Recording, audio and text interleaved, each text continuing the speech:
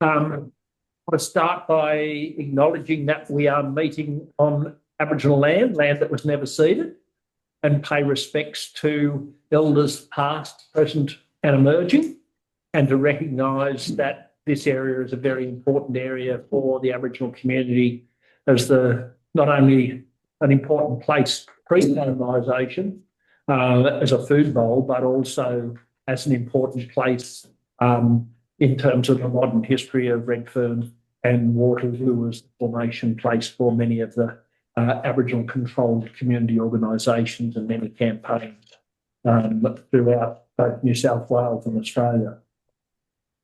Thank you very much for coming. Yesterday, the concept plan and rezoning for Waterloo South went on exhibition. I realise that people will not have had much time to have a look at that in preparation. So tonight's session will primarily be with Sam from Stockland presenting on what is in that exhibition, and for you to be able to raise questions about clarification. The key thing, I guess, to understand is that we are now in a formal exhibition stage. So it's not about you saying stuff back to Stockland or to Homes about what happens, because they're supposed to be impartial in this whole exercise. That information has to go back into the Department of Planning as part of the formal process. So that's either in terms of through a formal submission that you yourself might make. Now, the way in which that happens is there's a portal on the planning website where you can register and make that. There is going to be a mechanism for some of the meetings. There will be somebody from the Department of Planning there who will have a paper form that they will give you. That's a change from what they would normally do, and they're a little bit nervous about that because we keep saying not everybody goes online. So there will be that possibility. And then the other possibility is that you feed your comments back to an organisation, a local community organisation that might be making a submission, and it can be fed in also in that way. But it's the formal process. What Stockland are going to do is basically try and, as dispassionately as they can, even though they're enthusiastic about what's going to happen, they're going to try and give you an accurate picture of what is there. And then the opportunity will be there for you to ask questions and try and flesh some of that out. So what I might do is I might hand over to Sam, and you can walk us through how we approach these over 40 different studies and thousands of pages of stuff that we're expected to digest in the next 28 days. Thank you, Jeff. Thanks for having me, and nice to see some familiar faces. I'd also like to acknowledge country and the Gadigal people as the traditional custodians and knowledge holders of the special place that is Waterloo. I actually, just to divert for a moment, Jeff, I just wanted to take this opportunity to clarify something up front. And so some of you may have seen an article in the paper in the last 4 hours, which included a reference to when the first social homes will be delivered at Waterloo South. And tonight I wanted to clarify and provide reassurance to community that our aim is to complete stage 1 of the Waterloo South redevelopment by 2031. We are also working closely with Homes to look at ways we can bring forward the delivery of the first social homes even sooner. We anticipate being able to accelerate the first social building by a whole year and hopefully deliver it within 2030. That would be a good opportunity to put people into brand new homes sooner than anticipated.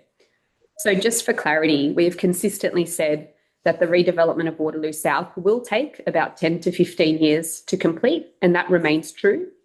But we have also said that the project will happen in stages, and some stages will be finished before others.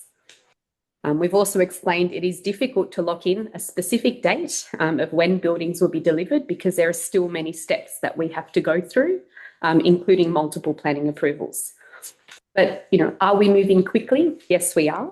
The project team has commenced and completed a huge amount of work in the first year of us being appointed.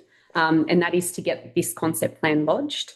As you know, it's a concept plan that covers a neighbourhood spanning 10 city blocks, and it includes 21 buildings, so it wasn't a small feat.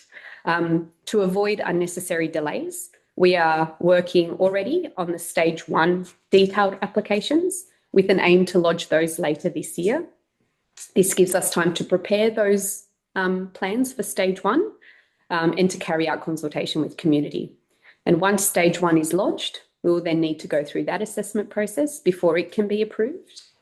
And only after that happens can we look at preparing construction plans and appointing builders. And so all of that work for stage 1 will be happening while this concept application is being assessed.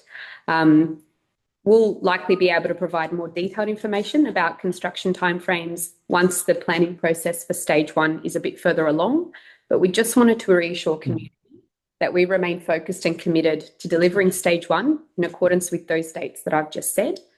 And I do hope that that clarifies things that it was not plain where that come from.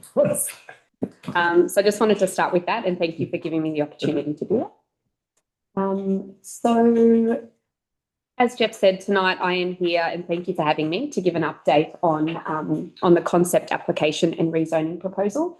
Naveen, I might need to steal that so I can, if you click into the screen up there, I think, yeah, there we go. So as Jeff said, tonight I've been asked to provide an update on the planning approvals for the Waterloo Renewal Project, and specifically the package of documents that's just been made public. So what I plan to cover tonight is a bit of a planning context and update, a bit about the public exhibition period and the community activities and support that we have planned, to give an overview of the concept application and rezoning proposal, and then take any questions. That's okay with everyone. All right, so on to the planning context and update. So very, very briefly, as most of you know, the renewal of Waterloo South is the first stage of the broader Waterloo Renewal Project and covers about 2/3 of the broader Waterloo estate. So Waterloo South is the area in the blue dotted line on that plan. In 2022, the government approved planning rules to guide the renewal of Waterloo South, and those rules don't yet allow any construction, but they say generally how big and how many dwellings will be delivered. The planning process requires us to lodge a concept application first, which is the application we're talking about today, which would then be followed by detailed applications for each building or group of buildings in stages. And again, just to clarify, the Waterloo South renewal is classified as a state significant development, meaning planning applications go to the New South Wales state government. So what is today's update? Today's update is, as Jeff said, that the concept application for Waterloo South has now been lodged and public exhibition process has started. At the same time, we have asked the Department of Planning to update some of the planning rules that apply to Waterloo South so that they match what's in the concept application, and that's the rezoning part of it. The diagram there on the right shows the process for a typical state significant development and the steps involved. So we've completed steps 1 through 4. The last step being step 4 being to lodge the application, which you've done a couple of weeks ago. So we're now at step 5, and that is that the department has placed all of the documents on public exhibition. They can all now be viewed in full, as Jeff said, on the New South Wales planning portal. A little bit about the public exhibition process and specifically our role in that. So public exhibition gives community a right to have a say on what's proposed before a final decision is made by the Department of Planning. The process is managed by the Department of Planning, and their role is to set the timeframes, is to make the application available online, and to give public notice of the exhibition process, which explains how people can have a say. And I imagine most people would have received a letter in the mail about this. So the department has set a period of 28 days for the public exhibition process, starting yesterday. And anyone can make a submission through this period, but they're not required to. There's no obligation. It's a voluntary process. But submissions, as Jeff said, and thank you for clarifying, Jeff, they must be made through the New South Wales planning portal by Tuesday, the 2nd of June. Now, what support can we provide through this period? So Homes New South Wales and Stockland, we do not have a formal role through the public exhibition period, but we are here to help in the ways that we can. So what will we be doing? We will make ourselves available down at Waterloo Connect and the space next door to talk to anyone who has questions about the application, the public exhibition process, or anyone who just wants help to understand anything in the documents. We will be available by phone and email 24/7. Hopefully don't call us in the middle of the night. Host in-person and online information sessions, and those sessions will be about like helping people just to navigate through the documents and what's actually proposed. We'll be providing some support information on the website, which I'll talk through in a moment, and we'll have also translated materials and interpreters ready to help if anyone from a non-English speaking background comes to see us. We're also going to come along to a lot of the community events that are happening in May, and May's a busy time, so we'll just be out and about so that even if people don't want to have a kind of a formal discussion, we'll be out and about at as many of the community events as we can get to.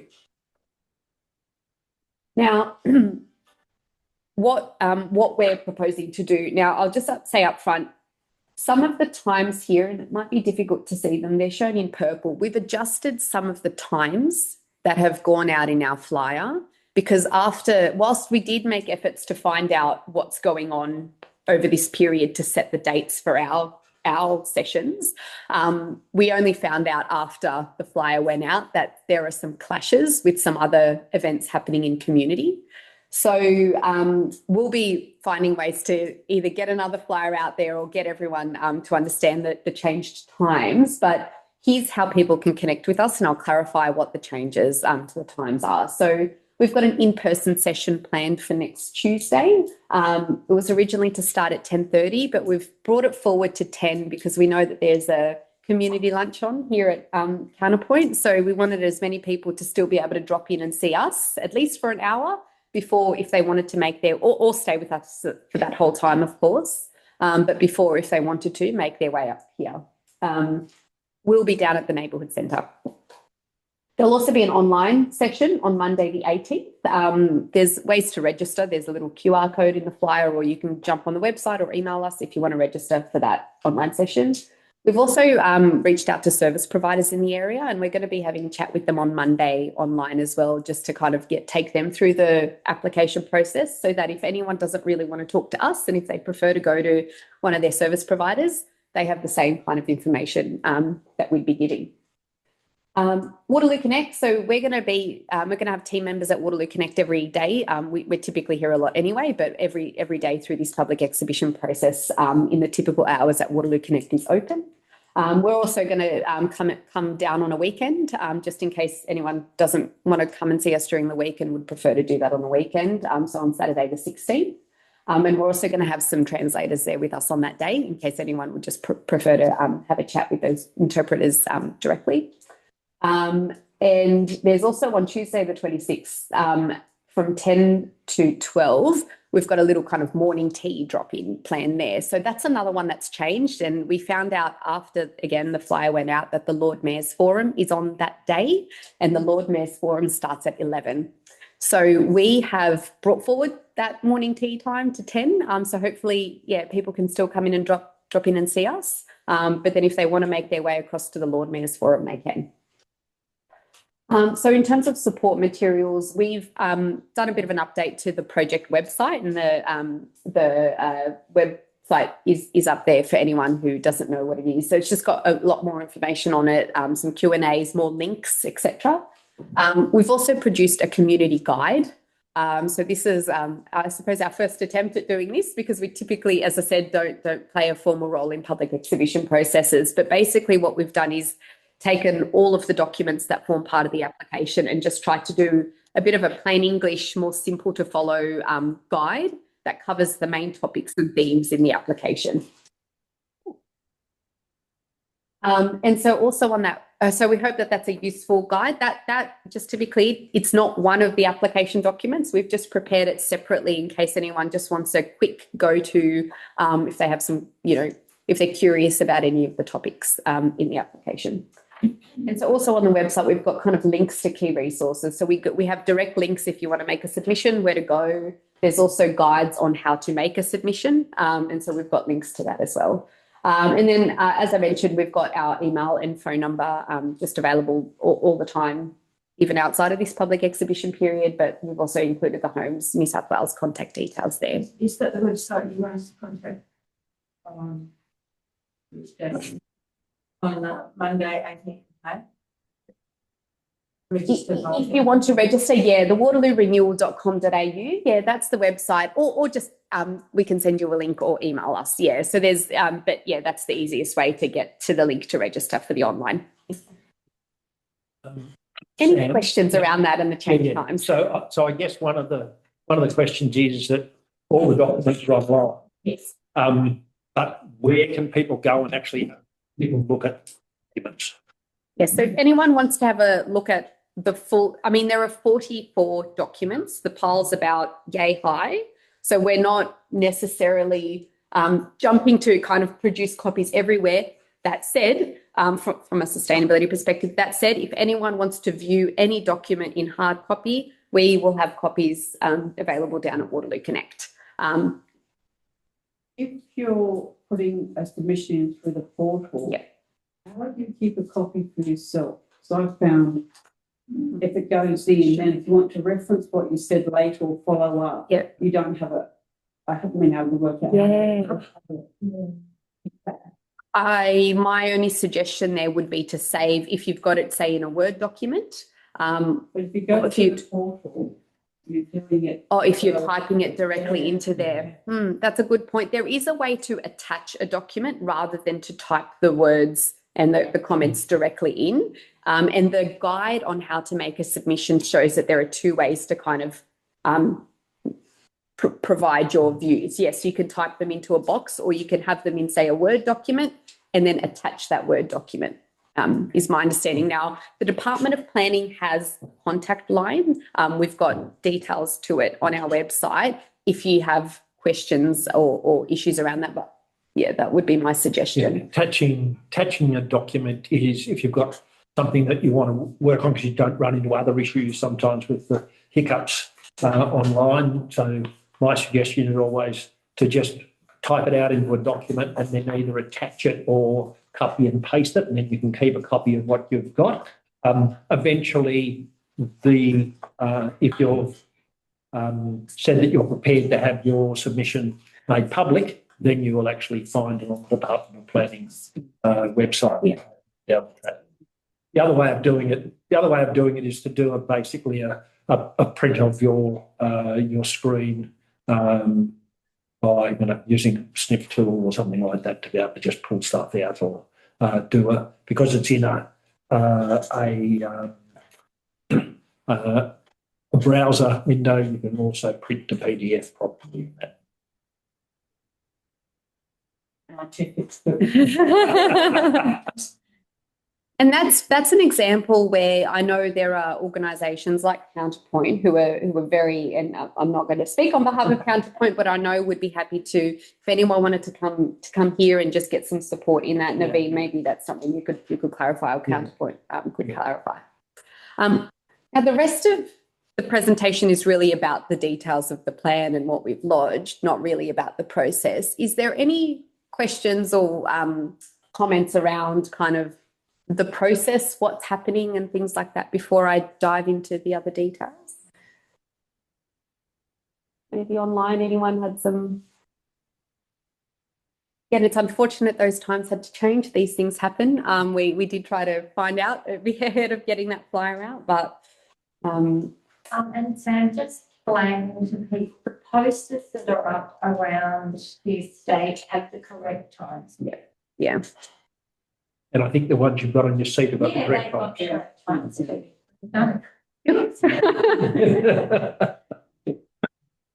Okay, so we'll get into some imagery in a second. I know it's all been a lot of words so far. So just again, wanting to help people navigate through the process. So the rest of this is really about the concept application and the rezoning proposal. So firstly, the concept application. It applies to only the government land. and government properties inside that blue boundary of Waterloo South. We have had residents and property owners who own properties inside that boundary say, oh, is this proposal about us? No, it's not. It's only about the government-owned properties. The concept application sets a bit of a big picture plan for the neighbourhood. So it shows where buildings will go and how high those buildings will be. It shows where new parks and green spaces will go. It shows which buildings will be social, affordable, and market or private homes. It also shows where other types of uses will go other than housing. So things like shops, businesses, and community uses, where they'll go. And it also looks at how the streets will work. I mean, I've got some plans to show all of these things in just a moment. But the concept application also has a number of other kind of neighbourhood-wide strategies and management plans that will need to be followed for every single future detailed application. So as we do the detailed work for stage 1, we're going to kind of have to follow all the guidance that's set in this concept application. And I'll explain that further in a moment. Now, the rezoning is a little bit different. So it also applies to only the government-owned land inside Waterloo South. But what the rezoning part does is just ask for some minor changes to the planning rules, as I said, so that they match what we show in the concept application. So we're asking to make some minor changes to the maps and the written controls in what's called the Sydney Local Environmental Plan, and also to change some of the maps and the controls in what's called the Waterloo South Design Guide. But really, the whole package has been lodged together because they read together. What we're asking, it's separate processes because that's the way the planning system works, but it's one combined package and all the plans kind of relate to one another. It's, as I said, reiterating, it's just about making sure that the planning rules for Waterloo South match what's shown in the concept application. And it's being done at the same time so that there is more clarity. Once we get into the detailed design for stage 1, we're not going to go revisit things. It's done so that, you know, as we go through each planning application, it's quite clear what we're going to be asking for on a stage-by-stage basis. And very importantly, we're not asking to change how much development can happen at Waterloo South. That was set in 2022, and that's not being increased. Yeah, so the minor, I guess, is the amount of floor space isn't changing, but how that's being distributed, and how it impacts height, etc., which some people are rightly concerned about in terms of what might happen in shadowing those changes happen. Yeah, so. And I'll show some diagrams to explain that. I just wanted to put that in writing up front to make that clear. And so what is the package of documents? So we've got on the concept application side, the kind of main report is a report called the Environmental Impact Statement, the EIS. And that's kind of the main report that has a summary of basically the whole proposal. And it also summarises every other report.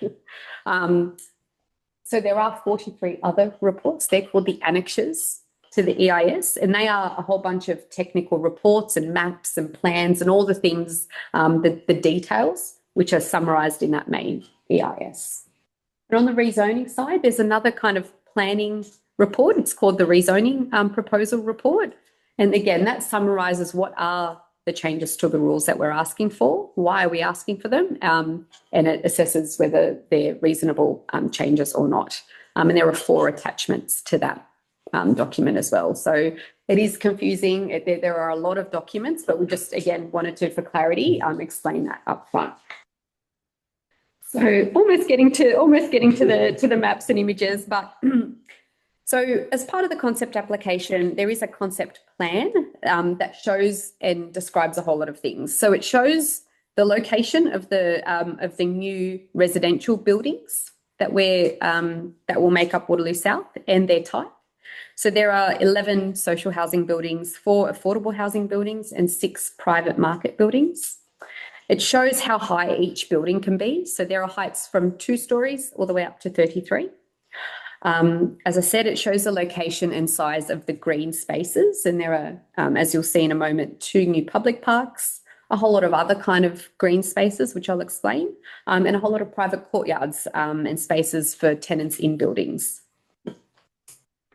And I previously mentioned those kind of additional documents, the kind of management plans and strategies that we'll have to comply with for every future detailed application. So they really kind of set the overall approach to how we should be designing and managing impacts as we go through each building and space that we design. Reiterating, once this concept application is approved, all future design and applications will need to show how we comply with this set of plans and strategies. So they cover things like safety and accessibility across Waterloo South. They cover things around environmental management like trees, flooding, sustainability, how waste will be dealt with, noise, traffic, those kinds of things. They also deal with things like infrastructure and services, so where the sewer pipes, how water and drainage will be managed, where power comes in, telecoms and things like that. There's some documents that talk about how to approach designing and connecting with country, so how we will embed Aboriginal and Gadigal culture into the project, how we'll deal with heritage. There are some documents that talk about how we'll approach the design excellence process, choosing architects, public art, and managing visual impact. And lastly and importantly, how we will manage social impact. So on to some of the building diagrams and maps. So new buildings. The plans in the concept application, as I said, show where each new building will be located, its size and shape. And it also shows what use those buildings will have. So in this plan, it should be familiar. Anyone who came along to the sessions last year would have seen maps like this. So this is a view, kind of a 3D view of looking at Waterloo South, the metro quarter. The metro station is here at the bottom of the plan. So it's kind of looking southeast. Opposite the metro will be a big green space of future new. And then as you head down south of Wellington, you've got a whole lot of orange buildings. They're the ones that will be the social housing buildings. The kind of light aqua are the affordable housing buildings, and the kind of dark blue are the market private homes. There are some pink buildings there as well. They are there's two locations proposed by the City of Sydney to have two new community facility buildings, and they're the locations that the city has identified for those two new community facility buildings. And we don't know what kind of community facility will go in them. Council will run its own process for that. And you might see some yellow on the bottom of some of those buildings. That's just to show that there'll be some space for kind of retail. And I've got another plan that shows this in a bit more detail, but space for kind of shops, businesses, things that are not housing on the bottom of some of the buildings, but not all of them. Any questions around that yet? Can you tell which of the social housing buildings will be expected to be built by 2030? Which one's going to be first? Yeah. Well, that would be in stage one, Nori. So I wonder if I do have a staging plan somewhere in this pack, but I can point them out here on the. I hope people online can see that arrow. Can everyone here see the arrow? So stage one is 2 city blocks, and it's these ones here. So we've got a little one tucked in behind there. It's hard to see it. We do have some different angles of this plan. So 1, 2, 3, and 4. So they're the first 4 social buildings to be delivered across Waterloo South by 2031. And we're hoping one or more of them could be delivered early, as I said, by 2030. So for context, McAvoy Street is the street that runs along there towards the back. So as I said, we're looking kind of that way. And it's 1, 2, 3, and 4 social buildings. Yes. I've got a couple of questions. Yep.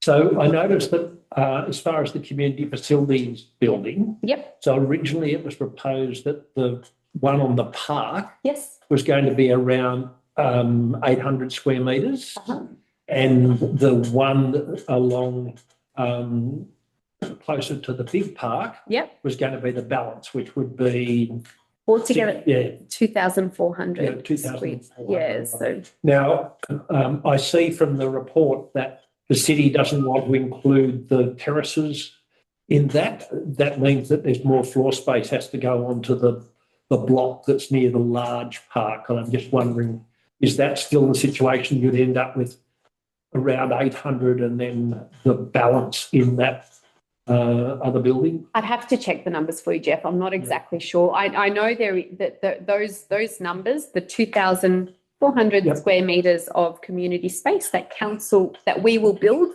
for and on behalf of council, that's sacrosanct. That's not changing. Yep. How much of it is in this building versus how much of it is in this building, I don't have the answer for you. I know the answer's somewhere in those documents. Yeah. I can take that offline. That's just, I know there was a change that sort of basically meant that there would have had to have been more put into one of those Right. buildings Yeah. because the terraces which are behind Yeah.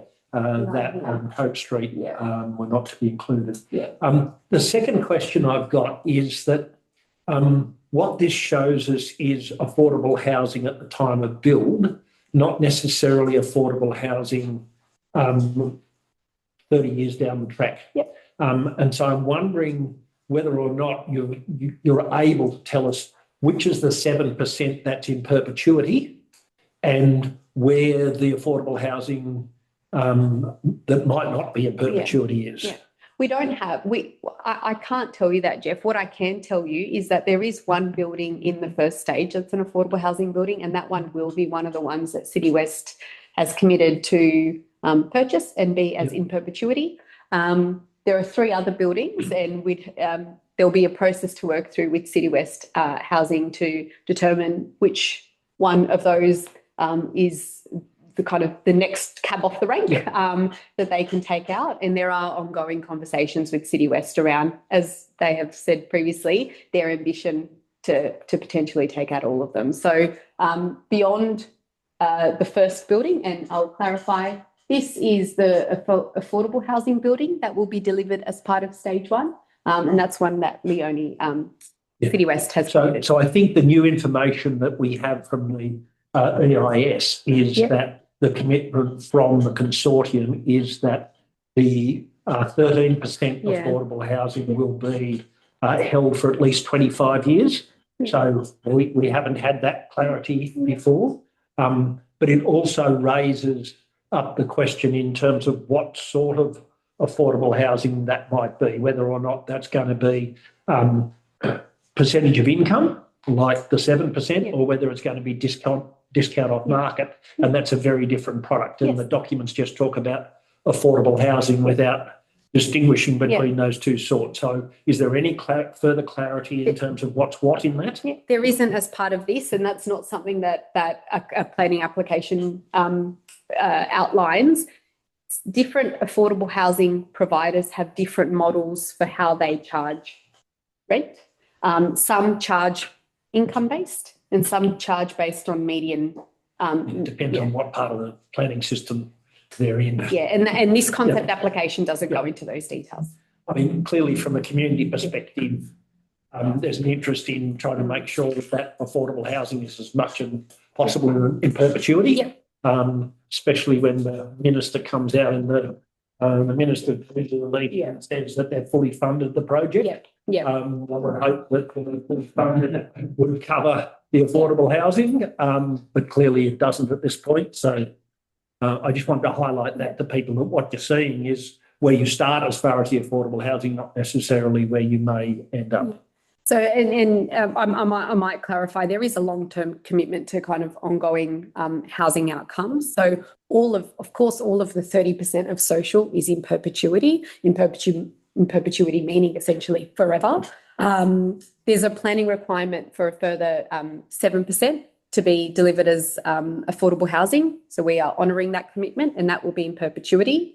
And as part of our deal, our commitment with government, we're also delivering a further 13%, which the planning controls don't require, but we have committed to, the New South Wales government has committed to, and we will be delivering on that. We had a lot of questions when we first started around, is it only going to be for 10 years? Is it going to be in perpetuity? And so we understood that there was a bit of, naturally, curiosity about that model. So, we worked with the Minister and Homes New South Wales to provide as much clarity as we can at this stage, and that is that there's at least a minimum commitment for 25 years for the rest of that isn't required to be in perpetuity. So that minimum commitment, though, is that legally enforceable, or is that just a commitment just based on the intent is there? Oh, it's a commitment as part of our role on the project, as part of our contractual commitments with government. So it's part of a contract. Well, yeah, it's We don't know what's in the contract. Hopefully it's in the contract. Yeah, I mean, that's. yeah. And Now. Yeah. clarifying that today. Yeah, thanks for clarifying that, Sam. No problems. This is just another way to look at the plan. This isn't a 3D plan. This is just kind of a bird's eye view looking down at the plan in 2D or flat. The purpose of showing this plan is just to show how, like, the shape of the buildings as they hit the ground, and so where the social housing is relative to where the market housing is, and how that's all kind of mixed in together across the precinct. And I just wanted to give just a different perspective of the same plan we just saw. And so, Nori, to answer your question again, stage one, if those online can also follow the mouse here, stage one is these two blocks. We refer to, because there's numbering for these blocks, and as part of the design guide that government came up with. So this block is called block 8. This block is called block 9, and so block 8 and block 9 together form stage 1. It's about a third of the whole of the Waterloo South development in terms of how much of the building space will be delivered. And these 4 buildings, 1, 2, 3, 4, are the first 4 social to come on there. The grey areas, yes, all the grey areas in that Waterloo South area, are they privately owned? Is that an example like these ones, for example? Yeah. So they are properties that are not owned by the New South Wales government. They are privately owned properties, but they sit within this blue boundary. So the social housing that is adjacent to it, is that being built onto their building, or is that being bought, that section? No, it looks like it's kind of right up next to the building. No, there'll be a bit of a gap between, that plan's probably a little bit hard to tell because it's so zoomed out. So that's the same for all of them, all those grey patches. So for instance, here that shows better that there is quite a big gap between this building, and it's, this plan is at scale. So those distances, while they seem quite small, so they're definitely separated that private complex from what will be a social housing building here. This one, it's kind of close to the boundary, but not touching that building. Yeah. But not the grey down there near Mead Street. Sorry? It's not the grey near Mead Street. It's not. No. I think it's these buildings, the ones that are that have this black boundary, around them. Now, this, some people have asked, we've seen new visuals for the project, and what do they mean? Have you designed the buildings? And I just, again, wanted to clarify that these are just artists' impressions. And the reason we've prepared some of these is just to give people a bit of an idea of, what are we actually looking at here? These look kind of like Lego pieces a little bit, so it's hard to visualise. So there are some more visuals that have been produced as part of this planning application. And this is just an example. We've put them side by side to give people a bit of a sense of, a lot of people might have seen plans like this and it starts to, look like a bit of a video game at a point in time. So we put it side by side just to give people a bit of a visual for, what this could look like. We haven't designed the buildings yet. We don't know if they'll be pink, purple or otherwise, but it's just an example. And I guess what it does really clearly show is this large kind of park that will be, a huge community asset right here in between Waterloo South and the metro. So, Sam, one of the changes that you're requesting in the rezoning, yes, is actually to allow rooftop access and communal open space on top of buildings, not to be included in height. Yes. And I'm just wondering why that's the case rather than having taken that up in the height of buildings. Are you planning to do more of that sort of stuff? It just seemed a strange change in the. Again, Jeff, it's a detailed question, which I'll take offline and speak to our planners about. I believe there was, and please take this as, I'll check the answer for this. Yep. I believe there were some recent changes to the City of Sydney around how things like say there's a pergola, say there's a rooftop garden and there's a pergola on it. Yep. Does that pergola, is that the height of the building, or is the height of the building the main building and there's a pergola sitting on top? So that's what that's trying to deal with. Now, I'd have to speak to our planning team to understand exactly what's being asked there. And I do have a plan in a moment that shows everywhere that we're proposing communal rooftop spaces. There's nothing else behind that other than to fit those kind of structures where we've got gardens. Funny one, because you'd normally include it in the envelope, so that's why I'm just. I'd have to double check. Okay. But I imagine that anything like that's not going to go higher than the lift machinery room anyway. Oh, well, there's things, You know, the current ones in Waterloo at the moment, you know, the Tangy and that, I mean, are they going to be that size? Like, is that going to be the same sort of? So I've got a plan that shows heights in just a moment. So it's a good question. Yeah. I think that, there we go. Perfect segue. So I'm really sorry. This is quite tiny. It did appear much bigger on my screen, but I can talk through it for anyone who can't see. So one of the many plans that's lodged is a plan that exactly shows each part of a building and how high that part of the building must be and how high the overall building must be. So I guess as an example, I'll take one. I'll take an example up here. You can see that there's a tall part of the building that says they're 19 stories. And then there's a lower part of the building here that says 6. So that part of the building is 6 stories. And similarly, you've got that kind of throughout. So where we've got tall elements like, I can't even see it in my eyes, 18 and 16 there, there's a lower element of around 6 stories. And that 6 stories is quite, you'll see that across most blocks, even where there are tall elements, they sit within an area that's about 6 stories. So you've got, I wish I had some blocks to explain it, a 6-story element and then a tower sitting kind of above that. So that's called a 6-story wall height. But that's actually stories above ground level. So when you're talking there up Mount Carmel, up on the hill, so that's part of the reason why that I think is 28 stories for the tower, where it's 33 stories when you're down in the valley. Yeah, that's exactly right. So this, I'm sorry, everyone, I didn't realise it would look so tiny on the screen up here. That purple is 33, then we've got another 33 over here. This one's 31 and that one's 28. So as you go up the hill, they don't go all the way to the top, so they kind of appear all the same height, even though the ground level is changing. So they're all going to be known as the flat part. Yes, it's about the planes, and we're relatively close to the airport, and there's a very strict, can't go over that height, and that's the absolute maximum. Pergola or not. A pergola or otherwise, yes. Pergola. I don't even know, do people use the word pergola anymore? I'm not sure. So what's the purpose of having the different heights of buildings rather than have more conformity? So having that, take away the really high ones and make the other ones, make them all kind of medium height. Yeah. That's the concept behind it. So a lot of those rules were set back in 2022. So there was, before we got involved, there was a very lengthy process between the City of Sydney Council and Homes New South Wales about getting to that kind of those agreed planning rules. And there were very many versions. There were versions that had a whole lot more towers. There were versions that didn't have those 4 towers and had everything, a bit lower. There were versions where the park was in a different place. But in 2022, when those rules were set, this is kind of the structure that was set. 4 key tall towers and everything else lower.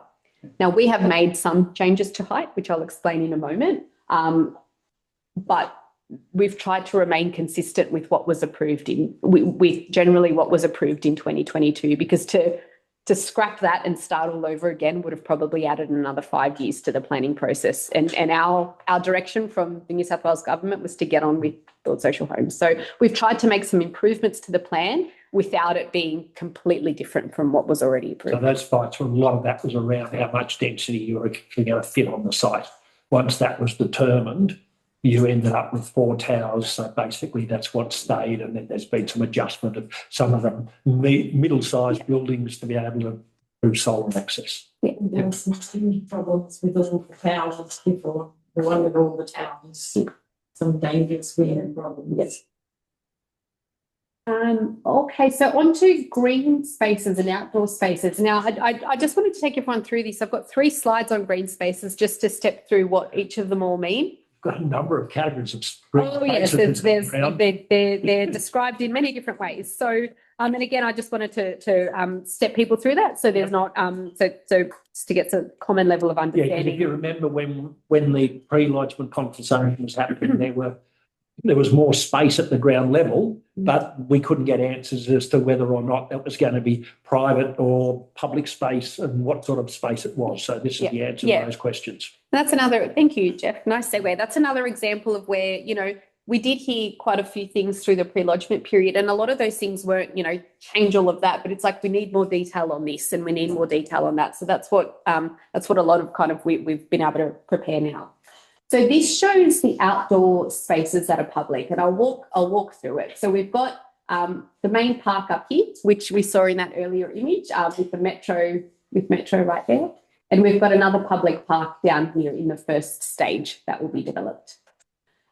We've introduced also some new kind of plaza areas that will be landscaped and green, but public spaces, which weren't in the previous plan from 2022.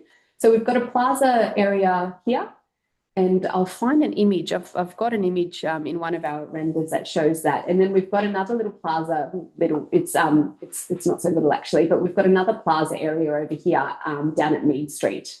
And so why have we introduced those plazas?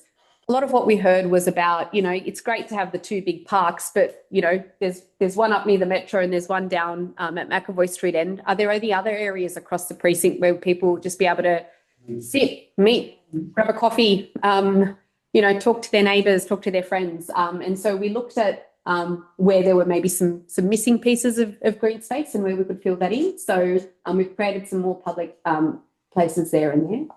The purple shows kind of what the planners call through site links, but basically pathways or kind of little laneways between the buildings. And so all of these purple arrows show where we've got a break in between the buildings where people will be able to get through and across the streets. And that's done for a few reasons, but the blocks are quite long, so as to avoid people having to, you know, go all the way around a block to say get to some shops. There are some publicly accessible links through those buildings. Now, one thing again that we heard last time was the old plan had them quite narrow, around 6 metres, and so our plan has them up to 12 metres, so a lot more generous, more space, more visibility. So in the contract, it sort of says when the main park has to be completed. Yes. Can you explain that to me? In plaza areas, they going to be done gradually, or then the end is a sort of beautification of the whole thing? They'll be done here at each stage. So, for instance, when this block comes to be developed, and that block is in stage 3, if I remember correctly, that plaza will be developed at that. So if it sits within the boundary of these kind of building blocks, then it'll be delivered alongside those. Yeah. And so the green. So here on this plan, these green are shown as setbacks. So, but a good example, the way to think about it would be here along McAvoy Street. So we've got a big kind of separation from where McAvoy Street currently is to where the buildings currently are. There's lots of trees in that kind of corridor, and the plan requires us to save those trees and to keep that corridor. So whilst that is within the kind of building block, they will be landscaped areas. And I did seek kind of clarification from our landscape team that it's not intended that those are fenced areas, that they're kind of they're not parks as such, because they're kind of just kind of green corridors, but they're kind of green spaces that people can walk through. Another good example is here along George Street, and I've got another plan in a moment that shows that. But that's kind of, there's quite a wide, that's almost I think 10 or 11 metres wide area that's really for planter boxes, for people to kind of gather, outdoor seating, tables, that kind of thing. So they're kind of all of the areas at the ground level that are open and accessible to the public, you know, in addition to the streets, of course, and pathways. Can I suggest that you do consider pushing fence around the green areas? Because there's currently fencing there at the moment. Yep. And that means people can have their dogs run around without worrying about them coming onto the road, or small children. Yeah, did you read your submission, Dory? Yes, but and so I think that absolutely works for some of those areas like that one. Yeah, yeah. Yeah. Good point. Yes, Yeah, there's some of that land is actually sort of under an easement, so, but I think it's still owned by homes, so Yes, it's possible to do it it even is though owned it's by under homes. an Yeah. easement, so yeah, Yeah. that's right. The next plan, also at ground level, shows where there are private courtyards. So in between some of the buildings, there will be green courtyards that residents of that building will be able to use. So you can see those spaces kind of here dotted throughout. So those would be fenced and made private so that it's for the use of the tenants of that building. And Jeff, I know you'll probably ask around this one because that was an area where we did introduce a new open space at the ground level. Some of that is going to be publicly accessible and some of that will be courtyard space for the residents. So we've kind of taken a half approach. And then on top of some of the buildings, some of the six. Oh, yes. Yeah. The reason why I asked is I'm just trying to get an idea of where that open space is for different tenures, that's all. So with each building being its own tenure, Yep. each building will have a open space accessible to those tenants. Okay. For some of those that'll be on the ground, for some of those that'll be on either one of those 6-story elements. So you might have a building, say that, I wish I had some blocks. Yeah, yeah. A 6-story building here and then another a taller element there. So you could have the rooftop garden on the 6-story element or right on top of the taller element. And there's a bit of a mix of those things. So this is the third green space plan, and this one shows where there are private gardens, but on top of structures, not at the ground. So, and you can see they pretty much follow the building form. So this is a really nice example. That's a social housing building. I think the taller element is there at about 19 stories, if I'm not mistaken. I'll double check that. And there's a smaller 6-story element here. So the idea is at level 6, you can get out, you can enjoy some green space, and the tenants of that would be accessible to all the tenants of that building. You don't need to get on the very top of that building to enjoy some green space. So and so you can see most, if not all of the buildings do have some private green space. So these two plans read together, this one, green space at the ground level, and this one, green space on top of some buildings, is all of the private green space that residents will have. Very good damp courses. We don't want to repeat of Dobell. That's what, and look, when we get into the detailed design of stage one of the questions that we want to ask communities, how do people want to use their private garden spaces within their buildings, and do you want barbecue areas, or there's a whole lot of detail that we'll get into. This just shows the location of where those garden spaces are proposed. And for things like if there's going to be a communal garden within a building, then they would be available within those sort of spaces. Work that out. Yeah, and a lot of detail to get into around one of the things that sort of came out quite strongly early on in the piece that people want to see in buildings. Yeah, great. Trees. So one of the things that we again heard loud and clear, not only in reading a lot of the old feedback from before we got on board, but of course over the last year speaking to people directly, is how important the character of Waterloo South is, and it's beautiful to walk through this space. We all know that. So what this plan shows is the trees that need to be removed to make way for buildings, and the trees that will be kept and protected through the period. The plan on the right, this plan is directly out of the design guide that was approved in 2022, before our time. Government approved that. And that shows the trees to be removed, which are the ones that are a circle that is not coloured in, and the circles that are coloured in are the trees that are to be kept. And this is our plan. So I think anyone just very quickly having a look at that shows that and that was a big focus of our landscape team, was how can we save as many trees as possible. Of course, there will be trees that need to be removed to make way for buildings.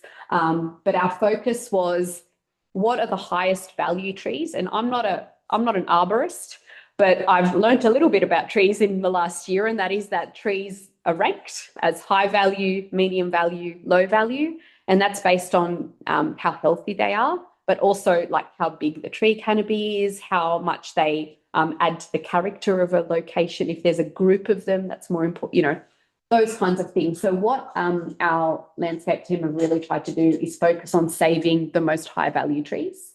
So just a really kind of quick comparison, you know, you can see here up here, you know, near Waterloo Park, there was a few trees to be retained, but we've really tried to save more. And the size of these circles is important because the size designates how big and significant they are as well. So, you know, we're managing to save more there, you know, save this clump, you know, up here, you know, managing to save more along George Street there, managing to save more, a few more along here, you know, and throughout the precinct. So, sorry. That's okay. So we've got some numbers and stats around, you know, how many saved, how many to be removed. But the point of sharing this was that, and as we said in the pre-lodgement engagement period, a big focus of our changes to the plan compared to 2022 was to try to save more trees. So, you know, Jeff, you mentioned at the beginning, you know, we're not trying to sell the plan too much, but we do believe it's a better plan. We do believe it's a better plan than what was in the 2022. And, you know, whilst we expect people to have feedback on it, you know, we do believe that that overall provides a better outcome. So, and the trees is just one example, being able to save. And look, I mean, the tree cover on the estate is really important because it has very high tree cover by comparison to many other parts in the city, and that impacts upon the warming of the area and it's generally keeping it cool. So maintaining as much of that was a high priority for community. Yep, we heard that. We chose a landscape team that has their offices just up the road. They walk through Waterloo South all the time. They were just as motivated to keep as many trees as we as a project team were. So yeah. So along the green easement which currently sits behind Dobell, all of that be exterminated. Yeah. There's some nice large trees there. Just a question about the tree canopy. In terms of like what there is now and what the plan is there an assessment, a comparative of what the tree canopy difference is? What's lost or what's gained? There would be. So there is one of the 43 documents is called a public domain and landscape plan. So that's where I snipped some of these out of. So that shows it's got a whole lot of plans, but a tree canopy, I'm quite sure because I remember flicking through it recently. So tree canopy came up. Yeah, it would be there. Sure thing. Okay, how am I doing for time, Jeff? Okay. Moving through Waterloo South. So the plans also show how it's intended that people and bicycles and cars will be able to move through Waterloo South. Based on what we shared last year, nothing's changed. It's the same movement plan. So I guess the key features of that are there are two kind of brand new streets. And so what is currently a very narrow kind of almost laneway at West Street here will be not only widened there, but extended down to hit John Street. So there'll be kind of a new road connection. And there's also a second new road, which here off John Street, you've got Cooper Street there at the moment. And there'll be kind of essentially an extension of Cooper Street, and it will go into this block, and it'll basically do a loop around. It'll be a one-way street, and it'll do a loop around this park. And that'll help to service this council community building, anyone who needs drop off at the park and otherwise, and it'll come back out. So they're the kind of new streets. A whole lot of streets will be widened. So as I mentioned, West Street will be widened, and you can see the widening here where the grey is. So the current West Street is the little white narrow bit in the middle, and how it will be widened is to is with those greys, so that the grey will be kind of new street. So West Street will be widened, Mead Street would be widened a little bit, and Pitt Street will be widened as well. And Cooper Street it looks fun. It looks a little bit funny, but currently Cooper Street isn't straight. It kind of does a little angle, and some of that we can't avoid because there are existing private properties there, and we're not going to demolish those private properties. So what we're going to do is work the road around them just to kind of try to straighten up Cooper Street as much as we can. What this plan shows is that the direction of the arrows, so it shows which direction the traffic would go in. If it's one way, that's shown here, and you can see what these little loops are, is that where there are closures at McAvoy Street, so no vehicle access, so essentially people will be required to do a loop and go back. And this also shows, again, it's super tiny. I'm really sorry about that on the screen. Hopefully those watching online can see, but it also shows the speed limits, the proposed speed limits of those roads. So they're kind of 30, 10, 20, so low speeds. Sam? Yes. One of the things that is in the feedback received from, I think it's the council and Stockland committee, is the proposal to open up George Street.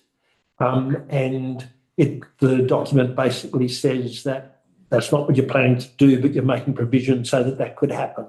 I'd like to know where that came from and what the sort of rationale for why that would be considered. So Stockland has been advised by the city that the city is having discussions with Transport for New South Wales about the George Street, the end of George Street and where it hits McAvoy, and the potential for that to be opened up to vehicles. Kind of don't know the arrangements, whether it's left in, left out, I'm not sure, not a full kind of signalised intersection.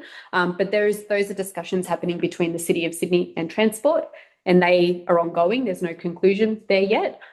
So in our discussions to date, we have lodged the plans based on what the design guide tells us to do, which is to keep it closed. But we've made that note in the documents for transparency. I think we're not privy to those. Useful transparency, given that there was a huge sort of kerfuffle around Pitt Street and that being opened up to McAvoy, and people concerned about how that impacted stuff. So this is a little bit of a curveball to read in the fine print that this is the discussions going on about this. I remember reading one of the REDWatch submissions around the proposal to open up. This was several years ago, right? So open up at Pitt Street, and there was a lot of concern around that being at the crest of the hill and safety naturally and things like that. I remember, So, of course, with the school up the road and two parks where you've got lived right next door to there actually for quite a while. So, lots of people use this. I guess the other bit that this sort of plays into is this proposal that Transport have thrown in to try and close Raglan Street near the metro station, and obviously, your guys did some work that basically said even if you don't do the development and you close that, then it puts a whole lot of pressure onto the street and changes that stuff. So I'm just wondering whether or not this is the sort of other side of the penny that's being looked at the present moment in relation to Raglan Street in exchange for opening up. Probably not. Eh? Probably not. Probably not. They think Transport's that organised. Well, and look, just to be clear, and that's why we included the note. The discussions are between the City of Sydney and Transport. We included that because we're aware that the discussions are ongoing. Yep. They haven't reached a conclusion, and our plans still have it as closed. Yep. So I just wanted, because it's in the fine print, I just wanted to make sure that people were aware that it was in the fine print. Yeah, great. Another thing. Yes. Oh, yes. Sorry. What are the master code things? They're the through site links. So remember on the previous. Through site links. So they're for walking. No cars. They're just kind of laneways, parkways, walking footpath. Yeah. Oh, separate bike paths, but It doesn't matter. The only thing I was going to note is that it looks like it's interesting how conveniently they're now being made wide Pitt Street and George Street to match throughput in case in the future, 3 or 4 years later, the decisions made to open them. Just looks interesting, that's all. I think part of the part of Oh, yes, in front of a park where there's no 30 kilometres anyway. part of I'd have to double check the details of this, but part of the widening of this was to kind of match this part of Pitt Street because Well, that's exactly right. Yeah. How convenient. It's now beautiful wide thoroughfare all the way through Cleveland.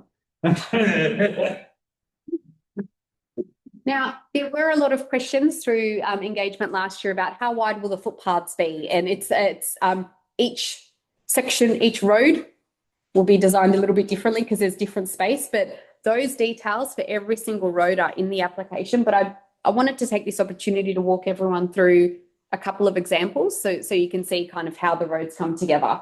I wish I had big plans of this and I'd invite everyone to come and have a look, but let's work with it. So, and this again is one of our visuals just to kind of give people a bit of a sense of what we're talking about when we see a plan. So if we look at this plan here on the right, imagine this grey thing is a building and this grey thing is a building. So we're looking at everything that's in between one building on one side of the road and one building on another side of the road. And we're looking at, imagine you're looking up George Street, up towards the city, yeah. So we've got, on this side, we've got where there'll be a building, you'll have then 2.7 metres for a pedestrian zone for people to be walking around. Then you've got a zone for furniture, it's called a furniture zone, furniture and trees and planting. You've then got a zone for parking. You've then got an area for 2 vehicles, one in one direction, one in the other direction. On the other side of the road, you've got another parking lane. Then, because this is George Street, you've got a bicycle lane, which currently exists, which you can see here, just shown just for a visual. Then next to the bicycle lane, you have another furniture zone. What a lovely name. So again, trees, light poles, seating and the like. You've got another pedestrian zone here. So your footpath, which is kind of this area. And you can see there's plantings throughout these areas. So, yep, trying to green it up. And then in this instance, there's a 10-metre gap before you get to another building. So that's kind of just kind of indicatively shown here. So what would be in that gap? We haven't designed it yet. That there'll be, those details will come. But given that this is George Street and there'll be shops and businesses and community uses, it's likely outdoor cafes, space for seating. There'll likely be an awning. Free drinking. Well, hopefully positive areas for people to connect. There might be services and other community uses along there. One of the things that came through from the feedback was don't forget people in mobility bikes and other things, so make sure the footpaths are nice and wide. So I wanted to share this as an example of this is the level of detail that is in the plans. It's as you can see, it's quite a lot of detail. It has every metre of that distance between a building on one side of George Street and a building on the other side of George Street and how that's made up. And I included the visual there, again, just to give people a sense of, I don't know if that building will look exactly like that, but that's what, just to give a bit of an example of what that area might look like. That also gives people an idea of what the podiums look like in those buildings. Yeah, good point. It's 30 metres. Yeah, and good point, Jeff, there. I think, we talked a lot, especially at pre-lodgement, about what is this street wall? What do you mean this 6-storey street wall and the taller buildings set back? This is kind of a good example of what it means. When you're walking through here, what you first experience, the main part of the building that you see and you feel is the part that's up against you. And in the old plans, that was up to 10, maybe up to 13 stories of the building right there. We've dropped that right down to 6. And the taller parts are then put, what's called set back from that edge and a taller. So we've had to move some of the space, and yes, some of the heights have increased, but it's for this very reason. So when you're walking down these streets, it's not a corridor of 13-storey buildings. It's actually a corridor of 6 stories with the taller parts set back. The urban designers talk about it's a more friendly feel when you're walking along the street, and that's what they mean by that. It's a good example of this image is a good example of that. I just wanted to give one other example. So here we're at Mead Street. So this is this pack would be distributed, I'm sure. Actually, I'll go back and show everyone exactly where we are. So imagine standing right here. So you've got Dobell currently here. So you're standing kind of here, looking this way, so kind of looking towards the north, towards the city, and we're looking at this little, you know, we mentioned it earlier, a new little plaza area there. So this is, again, just a visual of what that might look like. So you've got, on one side of Meath Street, you'll have a building line there. Then you'll have 3 metres of a setback for some landscaping, trees, greenery. You'll have another 3 metres for a pedestrian zone, footpaths, you know, space for people to walk. Just over a metre for a furniture zone, your light poles and some seating and the like. You've got 1 lane of traffic on this street, just one. But I learned something new this week. It's called a yield street. And I was like, what does a yield street mean? It's just a street to get for cars to get into basements. It's not like a through road or anything. So that's why it's only one way, one lane of traffic. Then you've got only on one side of the road space for parking on that side of the road. Then you've got, again, another furniture zone, your light poles, seating and the like. Another pedestrian zone, 3 metres, and then another 3 metres setback to your building line. Now, that's just the street reserve, and then what this shows is that kind of plaza area beyond that. And so this is just a bit of a visual of, you know, previously there were buildings all the way up to the street boundary. So we've just pushed those buildings back a little bit and created a bit of open space. Again, the designers talk about it feels a bit more breathable, like you don't have buildings all the way up to every street edge. We've kind of pushed them back a bit, and here we've created a bit of a plaza area. There'll be extra seating there, maybe some water features, I'm not sure, you know, all of that design is to come, but just, again, an area where people can kind of sit down, that's a public space. Very asphalty. What was that, Jeff? I said the ground plane looks very asphalty. Oh, come on. You don't know what the footpaths will be designed with. Just an example for people. So every single street has these kinds of basement entry points, one thing that you were very interested in. And that shows basement entry points and which streets they come off. So what's obvious here is George Street doesn't have any basement entry points, and that's so that it's really that kind of spine of the, you know, walkable, kind of active, not too many driveways. Mainly the driveways come off the John Street or the kind of small streets. Still got to get to John Street, which is either down. Oh, yeah. Well, yes, yeah. Would John Street remain closed? At Where this the end? cafe, This end? Yeah, that's what's shown there. Oh, okay. Yeah. And so that's outside of our boundary, but yes, that's. And then the top. Yes, so that's what this, the red kind of hatching there, that shows it closed. In fact, more of it closed. Are you keeping the underground car parks?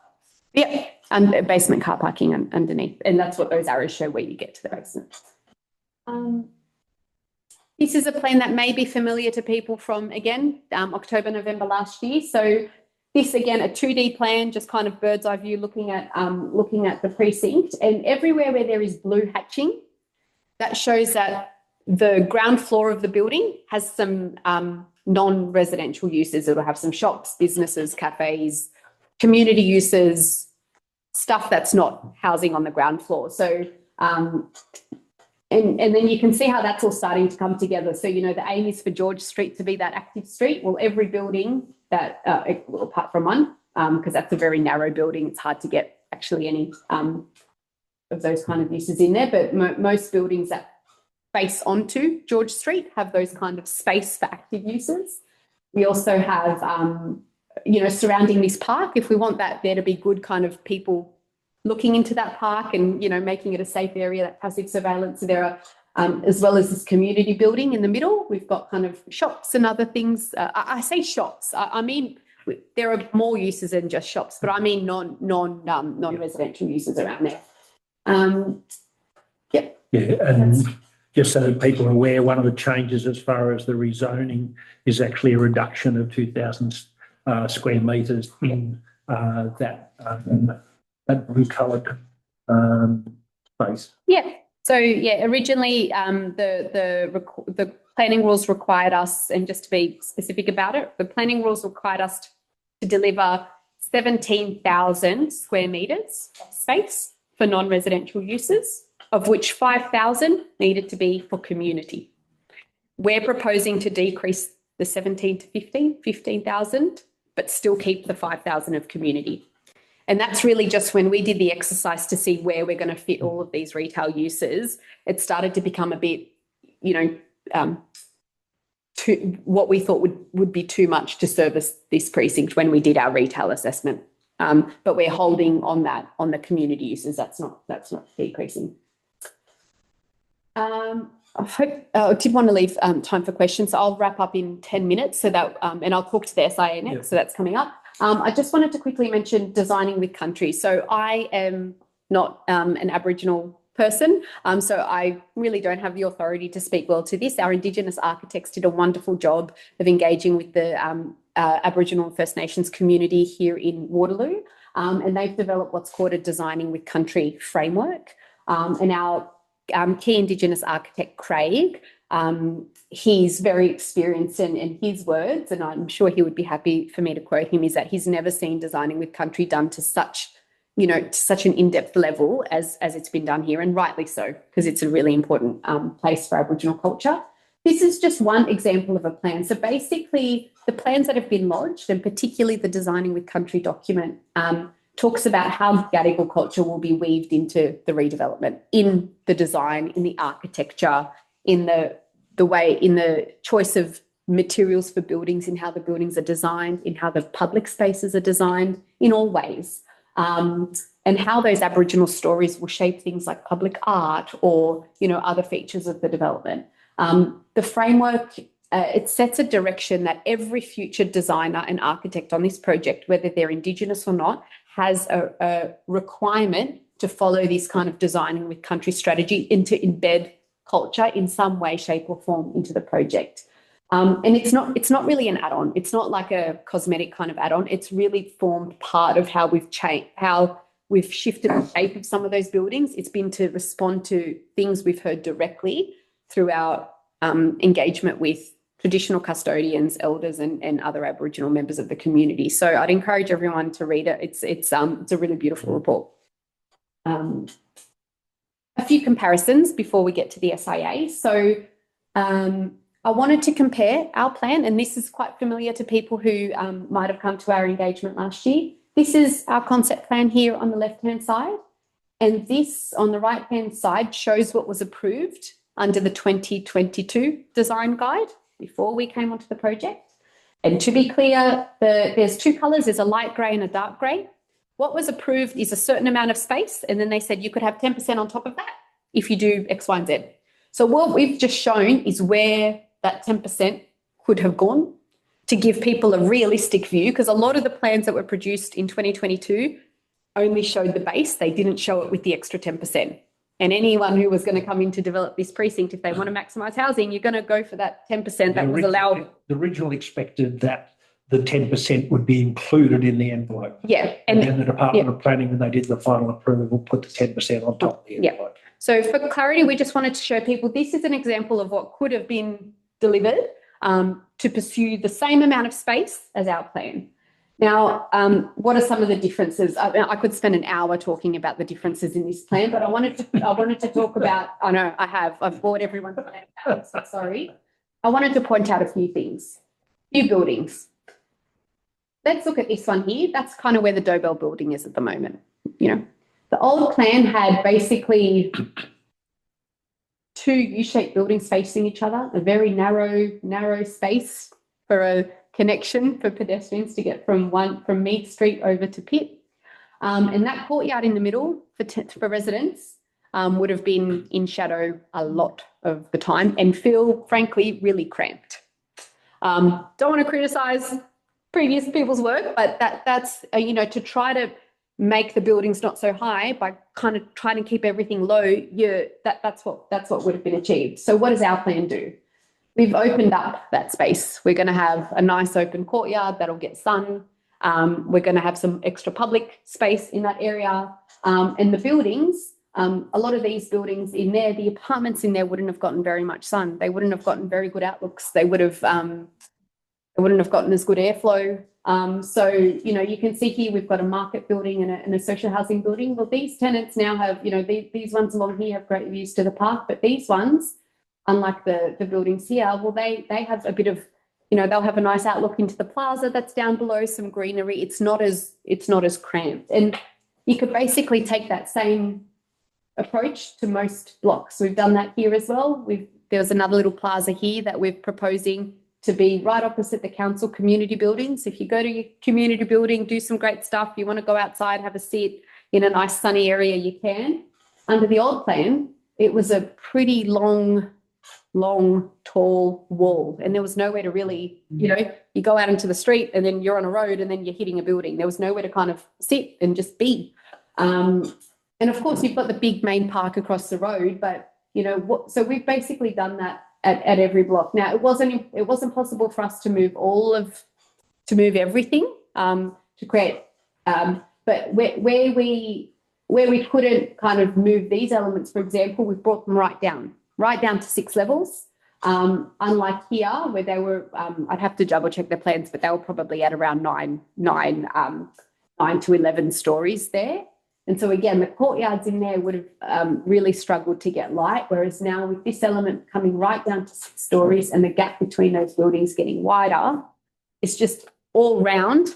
There's more sunlight to the courtyards, there's more sunlight to the apartments, and there's better airflow and better outlook. So that was our aim all along. Our aim wasn't to try to get any more floor space, because we haven't done that. Our aim wasn't to give any more kind of height to the market buildings, because they were pretty capped anyway. Our aim was to really just create better spaces at the ground level and better functioning buildings so that those apartments can have more comfort, essentially.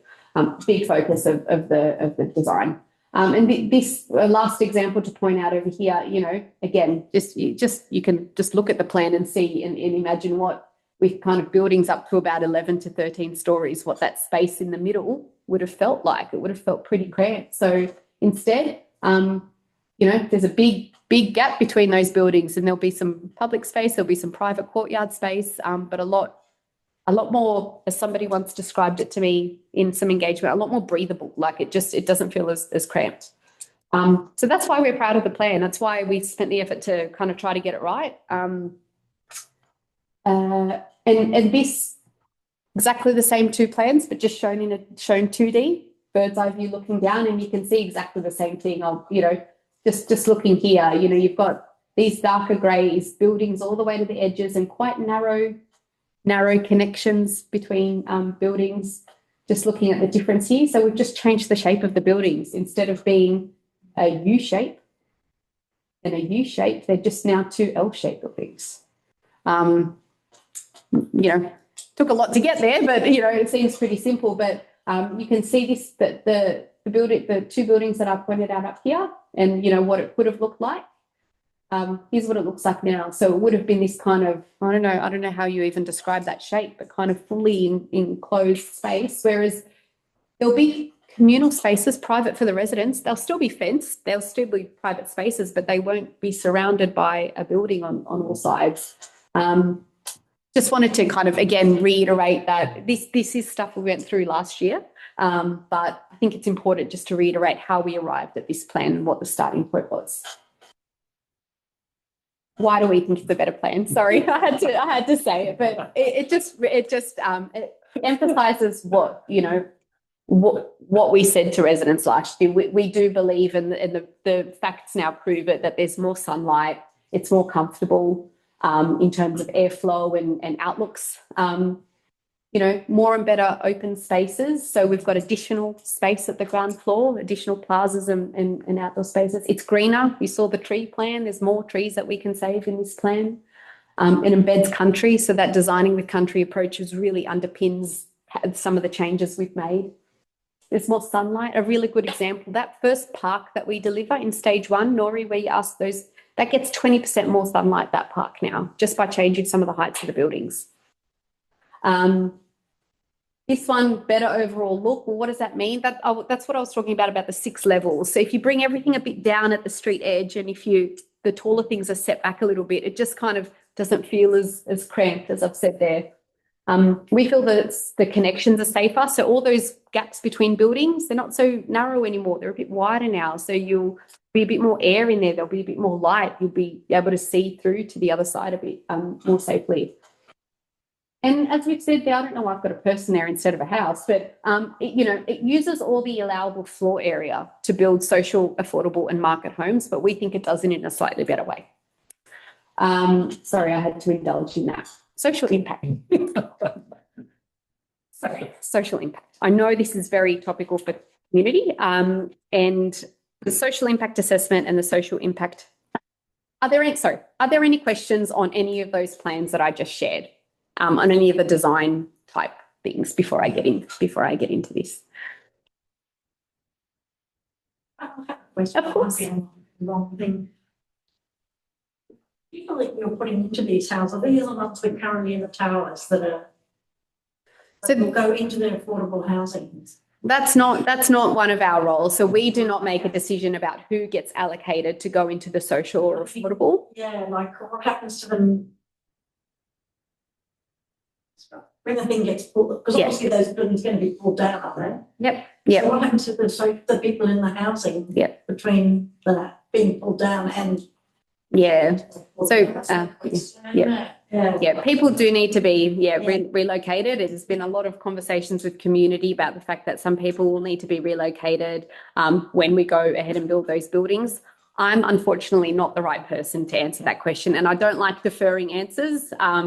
But it's a question for Homes New South Wales. They're responsible for relocating people. But part of the answer is that's why we want to just get on with stage one as quickly as we can to get the first new homes on the ground so people can move into them.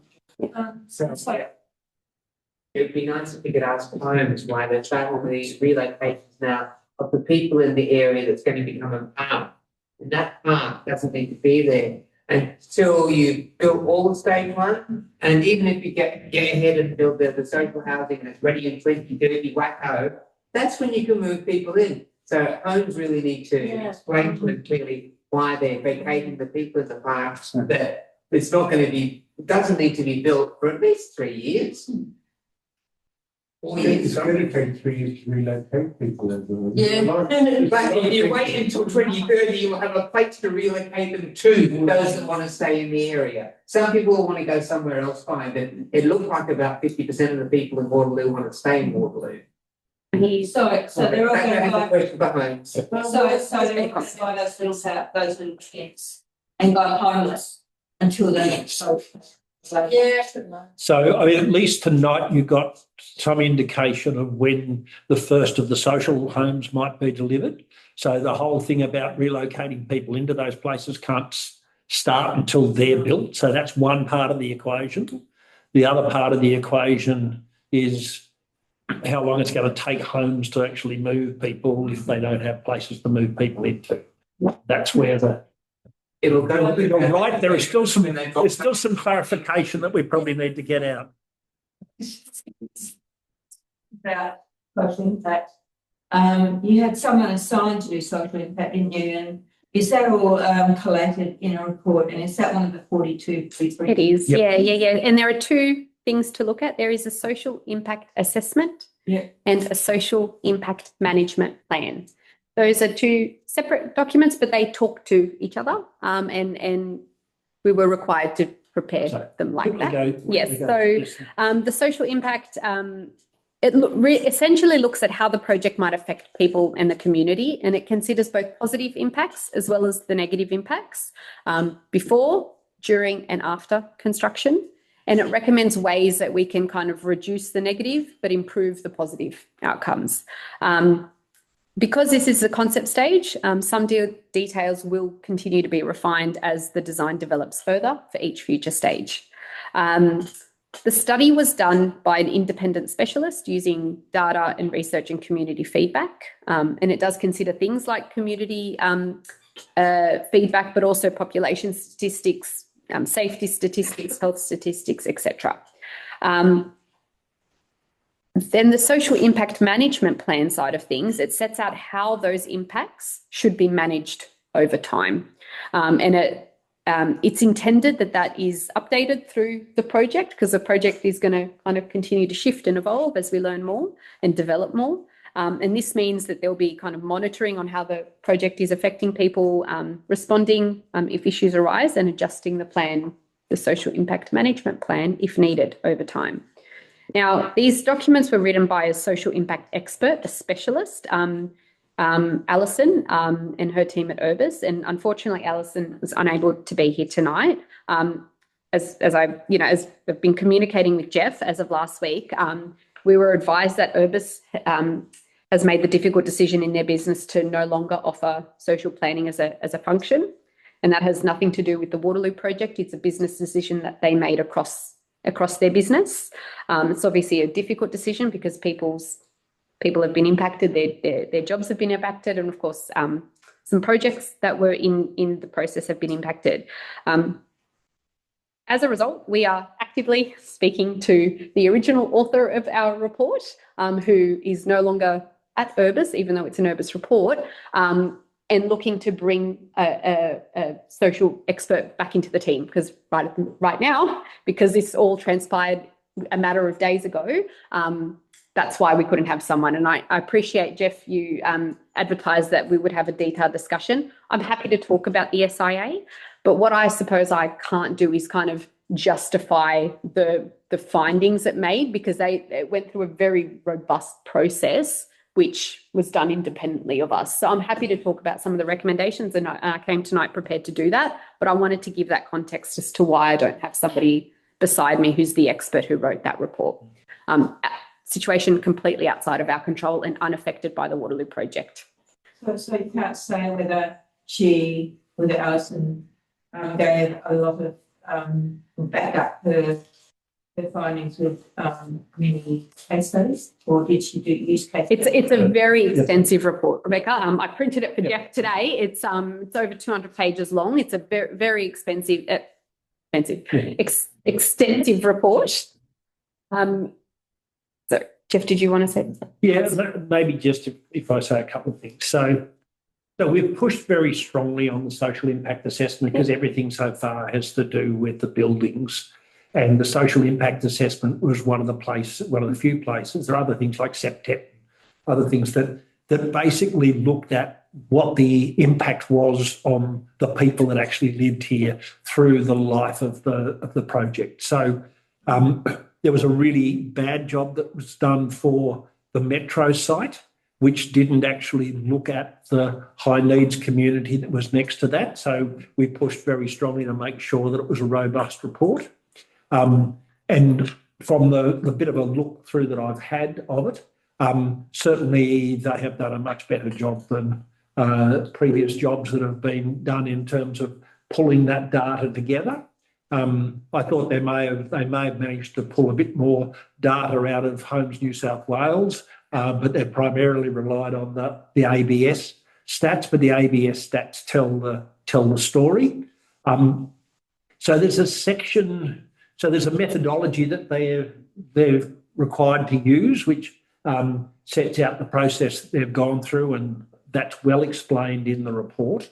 And then they come and have a look at what the impacts are, both positive and negative, and then how they might mitigate those. So one of the things that I guess, looking at the social impact management plan, it's a summary of what the issues are that it's identified and what its recommendations are for addressing those. The only problem or the only warning I would have in terms of people going into that social impact management plan is that the grading that it gives the impact of the project is what happens after you've done all these things that they've suggested if they were to happen. So you don't get within that report what the actual assessment is. So the assessment might be a high negative impact, and in the SIMP it says there's a high positive impact because it's working on the assumption that you've actually done all these things. Yep. Okay, so it's just if you're going to go through the SIMP, it's worthwhile actually just copying down from the other part of the report what it is that you're trying to fix, because in a number of these cases, it's basically gone from saying this is a big problem to this going to be a big advantage. Yeah. And it's totally dependent on the suggestions that it's making being picked up. And so there's a number of places where it talks about the people in place plan, which we were talking about before, being picked up. And yet the report itself quietly recognises that people in place, which is a Homes New South Wales report, albeit not a policy or a contractual document. No one quite knows what people in place is, but the document does actually recognise that it's in this no man's land, if you like. But then sort of brings that into the report. So I guess from my perspective, the question for community is, have the issues that the community thinks are important in terms of social impacts, both positive and negative, been identified in that part of the report? I.e., has everything been captured? And then the suggestions for what you need to do to address that problem, have they been captured? And are they realistic to do? Because one of the concerns with the social impact assessment is that you can get a recommendation that says, do this and you'll fix the problem, but it's totally dependent on that happening and that being followed through. So in a situation where there isn't a huge amount of trust between, say, for example, some parts of community and Homes New South Wales in terms of, evidenced by the people in place report, there's this question about, well, who and how's this going to actually happen? So just an example on that, for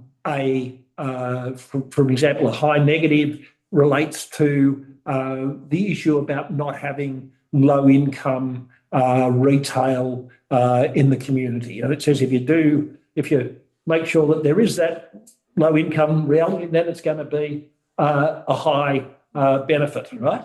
But it's totally dependent on Stockland doing its thing to make sure that that happens in the middle, that actually addresses that problem, that we don't get sort of, if you like, the sort of developer creep that sometimes happens where over a period of time at the end of that, when Stockland's finished, that retail then comes off to service the sort of the main part of the market is not held in perpetuity to actually address so there are those sort of issues that are there.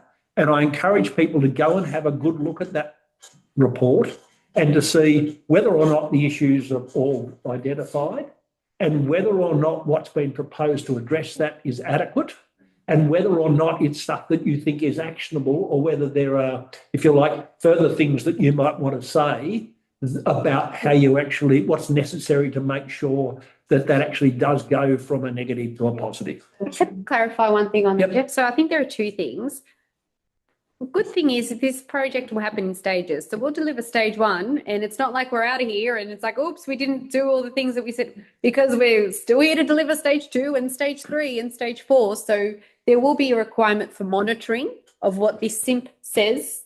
And as I just mentioned a moment ago, monitoring how the project is delivering and how it's affecting, responding if issues change or arise, and adjusting the plan over time as needed. So I think one level of reassurance is that these things that the report says, well, yeah, if something starts off as a negative, but the project says it's going to do all these wonderful things.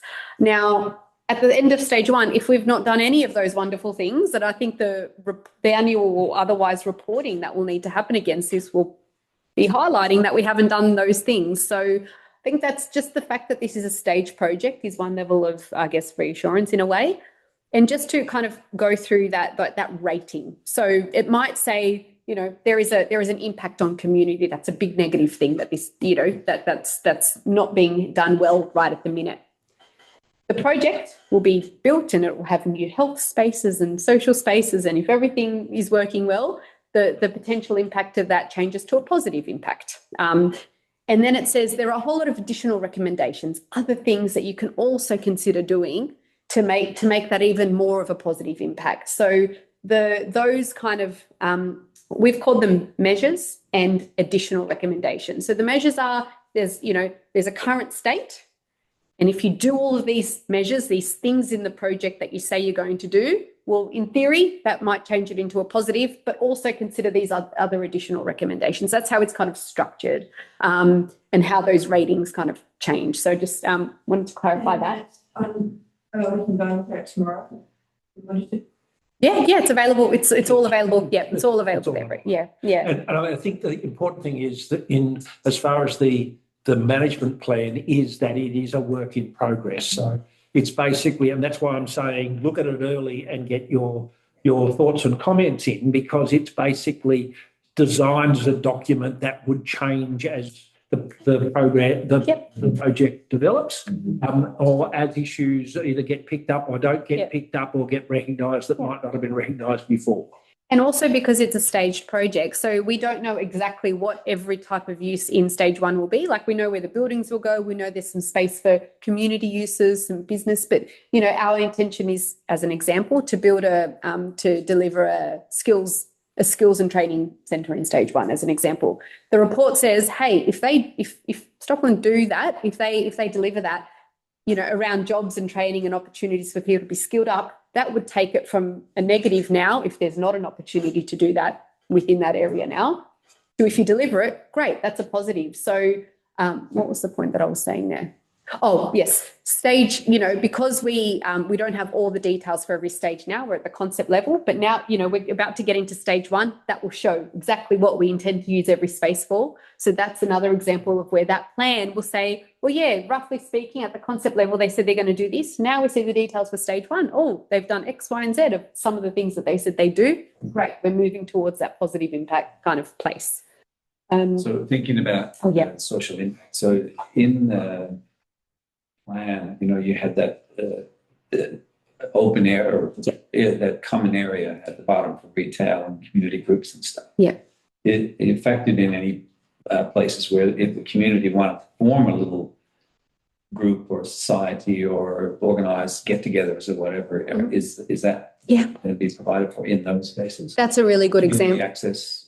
Yeah, that's a good example of where the report talks about something that at the project level, at the concept plan, we've said we have space allocated for community uses. We don't know exactly what each of those uses will be, but the report is saying, I think one of the recommendations is kind of multi-purpose spaces for those very things. And it talks about, communal rooms for residents within a building to be able to socialise and things like that. So they're kind of, we haven't solved everything at the concept level, at this concept level. As we get into each stage, those things will start to materialise. So for sure, yeah.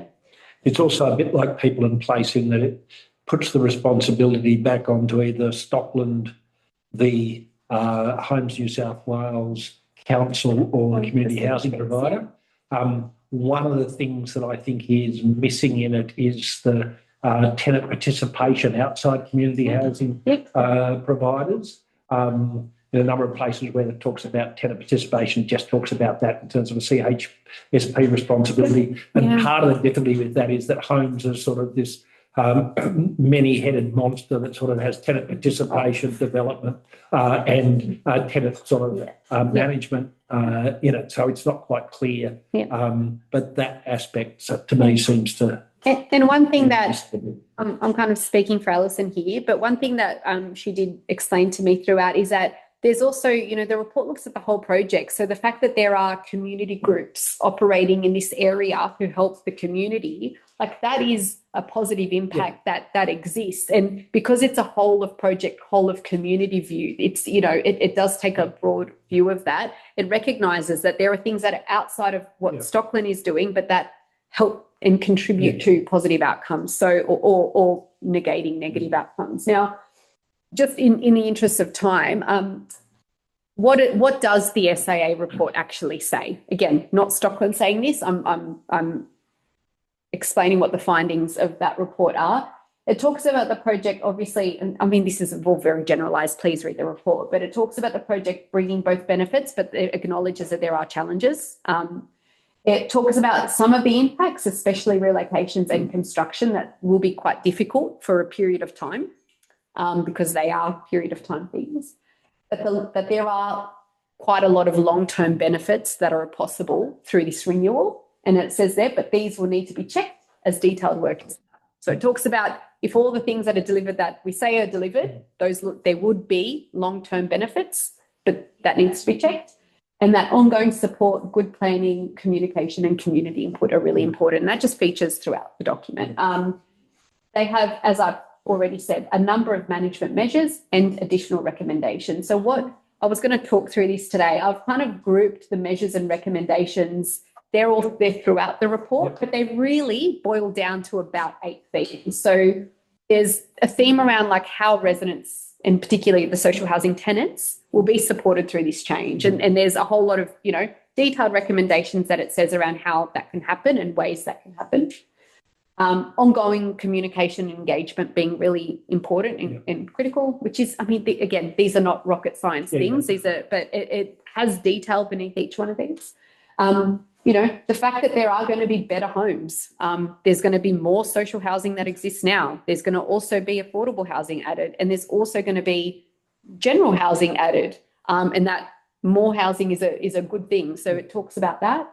It talks about health, wellbeing and safety as a theme, and all the things that both the design of the housing, it'll be safer to access, it'll be built in a safer way, it'll be built to, say, as an example, have better health outcomes because, as I've heard a lot of mold issues, other issues, these are going to be fresh, brand, modern, new homes. There are health benefits that will come from that. What was that? Sorry. Well, a lot of the problems with the existing homes are because of poor maintenance. Oh, yes, and there's no guarantee that that's not going to happen again. Because and a lot of the new homes, and one of the things just in going through the reports around sustainability is how that they're designed just off the bat to be, that natural airflow and ventilation. Well, 50 years ago, homes weren't designed with that in mind. But, these homes will be designed with that in mind. Anyway, just an example. So just a question of maintenance. Yes. So Stockland just the developer, or do you have an ongoing long-term relationship to manage the? So we will not, but the CHP, so Birribee Housing, Link Wentworth and City West Housing, they are our partners as part of our partnership. Link Wentworth and Birribee will manage all of the social housing, and that's for a minimum period of, I think, 50 years. So they're in this for the long haul. They're in our offices. They're helping us design this so that we're not just designing buildings that we think look great and then we turn around and they don't operate well. They're making sure that we're designing these buildings because, so that the lifts are easy to maintain and the buildings are easy to maintain, so that they don't get a dud at the end of it. So we're working really closely in that respect. Construction impacts, obviously a big thing. Now, we're not asked, this concept application doesn't ask approval for construction. Next stage will do that, but this report does start to talk about what are the type of things that we'll need to do through each construction phase to help community spaces and services. We talk about the 5,000 all the time. What are the important things to prioritise within all of those community uses that we're required to deliver? Is health more important than another thing? Or how could we mix those things together? Jobs, training and local opportunities. The fact that the project, we're looking to deliver a skills exchange and redeployment centre, get local young people or older people, potentially employed through the construction or through the ongoing maintenance, through hospitality, retail that's coming. How can the project really enhance those positive impacts from employment that will be generated through this project? And culture and community identity. So, how we embed not only Aboriginal culture, but the kind of the culture that exists here at Waterloo and the multicultural place that this is and how that's celebrated. So they're the kind of 8 themes. I realise I've spoken way too much and have not left a lot of time to go through the kind of nuts and bolts of those themes. But our community guide, the section on the social impact, I've listed each of those 8 themes and just given a few more examples of the type of things that feature under each of those, the type of recommendations. I, of course, haven't listed every recommendation because that way the community guide would have been another 200-page document. But, Jeff, as I said to you, if there is interest in having a more detailed deep dive, we are looking to bring a specialist back on board given the things that have happened. Again, unfortunate and outside of our control. We're speaking to Alison, who is original author, and how we can get through some legal and contractual issues with it, all of those things. And if there is interest in having another session, we will do that for community to dig into that. And thanks very much for what you've been able to do. We've needed to go with this out for the 2 hours rather than Sorry, I didn't leave my question. Because We can stay back if anyone. But for 28 days, that only covers one normal REDWatch meeting, and we wanted to be able to touch upon the social impact assessment stuff as well as the built environment. And tonight we haven't even had a chance to have a look at some solar diagrams to see where the shadows are going to go, which was one of the big questions when people were looking at that stuff earlier. So there's a lot more to unpack in this. And yes, it might be useful in particular to have a session around the social impact assessment, to have some of the services, etc. As a closed session as well, like just, those who are interested, we can just get around a table and have a chat about it as well. It doesn't have to be a very big formal thing as well.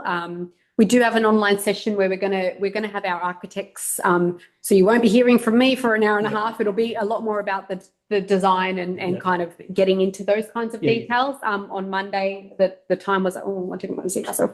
The time was up there on a previous slide. So look, I'm happy to stay around for a bit longer if people have questions, or online if anyone has questions. Were there any questions online that people had that? Burning, do you want to ask now? Are you looking forward to a holiday, Sam? Like it's you and I was gonna look, I don't think I'm gonna have a decent holiday for many years. I've got a 4 and a 6-year-old, so I'm not, my holidays are school holidays, so I'd love to have one though. No, but look, and I will acknowledge like the fact that Counterpoint has been wonderful. They've really encouraged us to reiterate that they are here to support community. This is not an easy, like I'm a planner and this is a lot to take in. So they are, and REDWatch as well, but Counterpoint have consistently said, please do encourage community to come to us and just ask questions. We'll sit there, we'll unpack it, we'll get around a table. Petra or I can come along at any time and just have a conversation. So we really want people to understand the application so that their submissions can be really informed submissions. We're not going to shy away from the fact that we think there are positives from our plan, but we are going to be, as impartial as we can be and just share the accurate information. That's the best thing, because if people are making submissions on inaccurate information, then it's it's a bit meaningless. Right. And hopefully tonight there's been an early opportunity to find out what's there and what some of the things have changed. And you can then go away and dig in or to your heart's desire, or come along to another session and hear somebody else other than Sam talk about it.